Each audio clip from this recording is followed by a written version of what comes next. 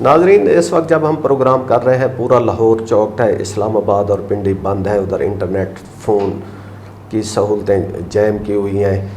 جی T road جو درمیان میں ہے وہ میدان جنگ کا منظر بنا ہوا ہے. اس وقت پوری حکومتی مشینری ٹی ایل پی کے جو غزہ سولیڈیریٹی مارچ کے اوپر کریک ڈاؤن کر رہی ہے. جب بھی ٹی ایل پی سڑکوں پہ آتی ہے تو وہ ایک کوئی عام قسم کا مظاہرہ نہیں ہوتا، اس کے اوپر پولیس کا جو ہیوی ہینڈڈنیس ہے وہ ہم دیکھتے ہیں. اور ٹی ایل پی بھی آگے سے کوئی پھولوں سے ان کا استقبال نہیں کرتی. ہم نے دیکھا کہ کئی پولیس والے زخمی ہوئے اور کئی پولیس والوں کی شہادتیں بھی ہوئیں. ان سارے ہسٹری کریک ڈاؤن کی ہسٹری کے باوجود ٹی ایل پی کا جو مظاہرہ ہے وہ اتنا ہی بڑا ہوتا ہے اور حکومت کا ری ایکشن بھی ویسے ہی ہوتا ہے. اب جب کہ ایک غزہ سولیڈیریٹی مارچ پہ وہ ٹی ایل پی مارچ کر رہی تھی جس میں وہ کوئی ملک کے کوئی کانسٹیٹیوشن یا کوئی اس قسم کی کوئی ڈیمانڈ نہیں تھی، لیکن ہم نے دیکھا کہ ادھر لاہور میں ان کے اوپر کریک ڈاؤن ہوا، لیکن وہ ان کے قافلے نکل گئے. اور گوجرانوالا میں ان کے اوپر کریک ڈاؤن ہو رہا ہے، ادھر راولپنڈی میں ایک اور قسم کا بازار سجا ہوا ہے. تو ان ساری چیزوں پہ آج ہم ڈسکس کریں گے کہ ڈاکٹر سہیل بدر صاحب ہمارے ساتھ موجود ہیں. ڈاکٹر صاحب، یہ کیا حکومت ٹی ایل پی سے خوف زدہ ہے؟ نہیں، مجھے تو خیر یہ جو کریک ڈاؤن جو کوشش ہو رہی ہے یا ان کو روکنے کی کوشش ہو رہی ہے کہ وہ لاہور سے اسلام آباد نہ جائیں، اور اگر ایک مارچ کرنا چاہ رہے ہیں غزہ سولیڈیریٹی پر، دیکھیں غزہ ایک ایشو ہے، یہ نہیں ہے کہ غزہ ایشو نہیں ہے. پوری دنیا نے دیکھا ہے کہ پچھلے 2 سال میں وہاں 70,000 60-70,000 یا 67,000 جو بھی فگر ہے، اور یہ وہ فگر ہے جو کہ میڈیا بتاتا ہے، ہو سکتا ہے ایکچوئل فگر اس سے کئی گنا زیادہ ہو. تو یہ کوئی نان ایشو تو نہیں ہے. غزہ ہیپنڈ.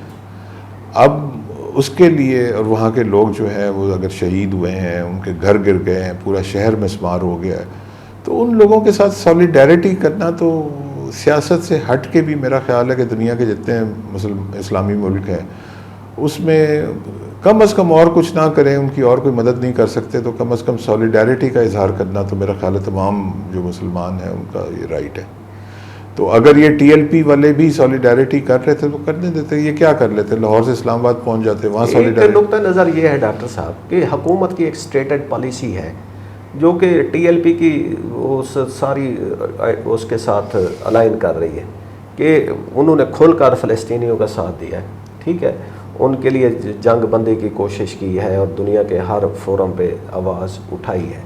تو یا تو یہ ہو نا کہ آپ کی اسٹیٹ، آپ کی گورنمنٹ، اس کی پالیسی کو کچھ اور ہے، اس کے باوجود ہم ادھر بہت بڑا مظاہرہ کر رہے ہیں، جیسے ٹریفک جیم ہوگی، لوگوں کے آمد و رفت کے وہ ہوں گے.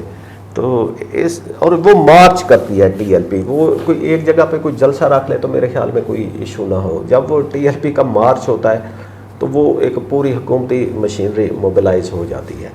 تو میرے خیال میں یہاں پہ مسئلہ طریقہ کار کا آ رہا ہے یا مسئلہ ٹی ایل پی کے ساتھ؟ دیکھیں، جہاں تک پہلی چیز میں نے کہا کہ غزہ سولیڈیریٹی میں تو کوئی میرا خیال ہے کہ مسئلہ نہیں ہونا چاہیے.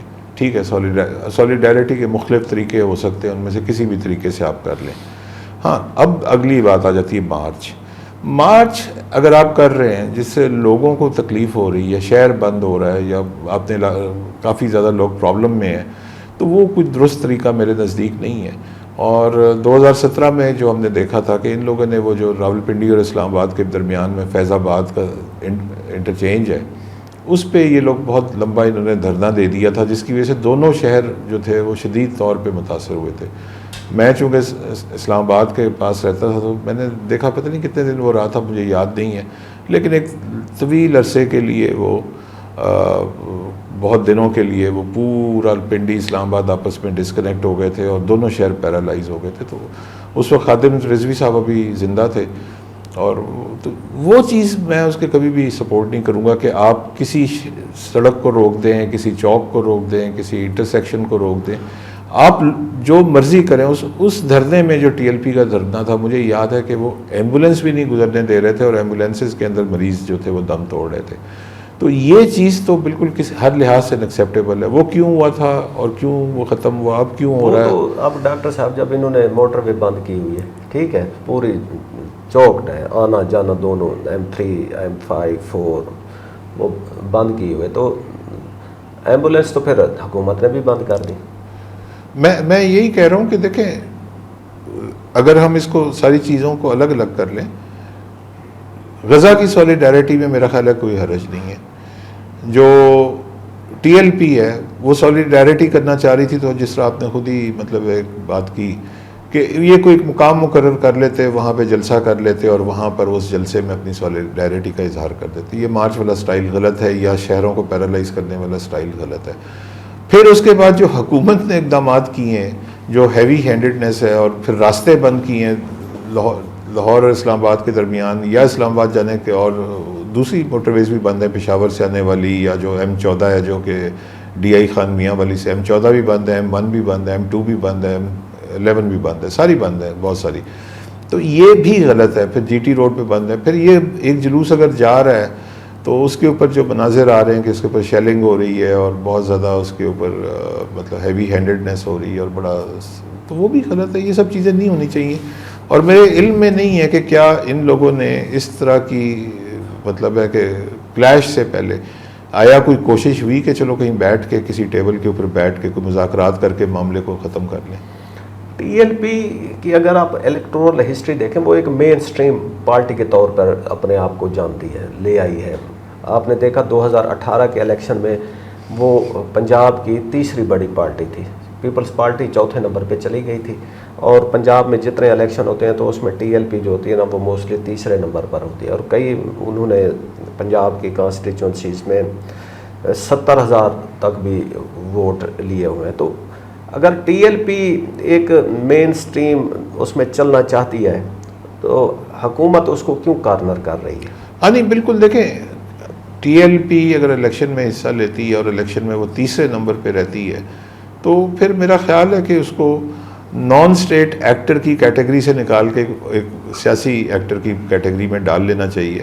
جو پرانے زمانے میں ہمیں ایک ٹرمز کافی استعمال ہوتی تھی فیو ڈیکیڈز اگو, نان اسٹیٹ ایکٹرز کی, جو عام طور پہ یہ تحریک وہ کون سی سپاہی صحابہ اور اس طرح کی جو جماعتیں تھیں ان کے لیے استعمال ہوتی تھی نان اسٹیٹ ایکٹرز. وہ واقعی نان اسٹیٹ ایکٹرز اس لحاظ سے تھے کہ وہ الیکٹورل پالیٹکس میں نہیں تھے. لیکن ٹی ایل پی چونکہ الیکٹورل پالیٹکس میں اور پنجاب میں بھی یہ تیسرے نمبر پہ رہے, اور کراچی میں بھی انہوں نے بہت ووٹ لیے تھے. ہاں کراچی, یس, اور وہاں سے یہ ایک یا دو MP کی سیٹیں بھی لے گئے تھے.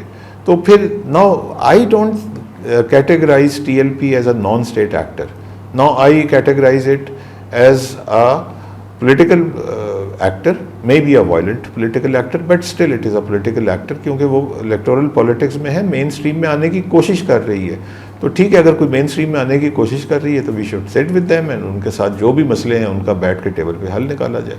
لیکن یہ ہم دیکھتے ہیں حکومت کا ایک شاید مزاج بن گیا, وہ پی ٹی آئی کو مارچ نہیں کرنے دیتے, وہ ٹی ایل پی کو بھی مارچ نہیں کرنے دیتے. ادھر بلوچستان سے بلوچ نکلتے ہیں تو ان کے مارچ کو بھی وہ کیا جاتا ہے. تو اس کے لانگ ٹرم ایفیکٹس کیا ہوں گے؟ لانگ ٹرم 50 سال کو ہم لانگ ٹرم گن سکتے ہیں. دیکھیں, سن 73 میں کریک ڈاؤن ہوا تھا 73 میں بلوچستان میں, اور وہ پہاڑوں پر چلے گئے تھے. اس بات کو 52-53 سال ہو گئے. وہ چلے گئے, پھر اس کے بعد کئی حکومتیں فوجی اور سیاسی سمیت آئیں گئیں یہ وہ, لیکن وہ مسئلہ ریزالو نہیں ہوا 73 سے 73 سے. وہ بیچ میں حکومتوں میں بھی آتے رہے, مینگل بھی حکومت میں آئے, دوسرے بھی حکومت میں آئے, لیکن بگٹیز بھی حکومت میں آئے. لیکن وہ دیکھیں ٹیبل کے علاوہ کوئی حل نہیں ہے. یہ جو آئرلینڈ کی IRA تھی, آئرش ریپبلکن آرمی, وہ 100 سال سے یا 80 سال سے, جو بھی سال کوئی گن لے کتنے سال سے, 80 تو کم از کم بنتے ہیں, دھماکے کر رہی تھی. برطانیہ میں دھماکے ہوتے تھے. ایک دھماکے میں انہوں نے لارڈ ماؤنٹ بیٹن کو بھی مار دیا, اور ایک ہی دن میں مجھے یاد ہے میں لنڈن میں تھا, 2 دھماکے ہوئے بالکل. تو اور اس میں بہت زیادہ کیجولٹیز ہوئی. یہ 91 کی بات ہے. لیکن 95 میں کیا ہوا؟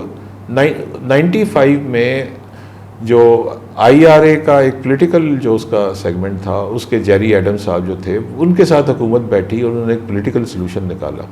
اور 95 سے لے کے 30 سال پورے ہو گئے, کوئی دھماکہ نہیں ہوا, کچھ نہیں ہوا. انہوں نے سیاسی حل ٹیبل میں بیٹھ کے نکال لیا. تو یہ اگزامپل ہے کہ اگر آئی آر اے کا حل سیاسی نکال سکتے ہیں آپ ٹیبل پہ بیٹھ کے، تو پھر یہ ٹی ٹی پی ہو گیا یا طالبان ہو گیا یا یہ ٹی ایل پی ہو گیا، ان کے تو نکالے ہی جا سکتے ہیں۔ دوسری بات ہے کہ جو پی ٹی آئی ہے وہ اس کیٹیگری سے کئی کیٹیگریز اوپر ہے، وہ ایک ایسی جماعت ہے جس کے سپورٹرز کی تعداد کروڑوں میں ہے، تو آپ ان سب کے ساتھ بیٹھیں، بیٹھ کے کوئی حل نکالیں۔ ناظرین، امید ہے کہ ہمارا میسج پالیسی میکرز تک پہنچنا چاہیے، اور بات چیت ہی واحد حل ہے ہر قسم کے کلیش سے نمٹنے کا۔ ہمیں اجازت دیجیے، خدا حافظ۔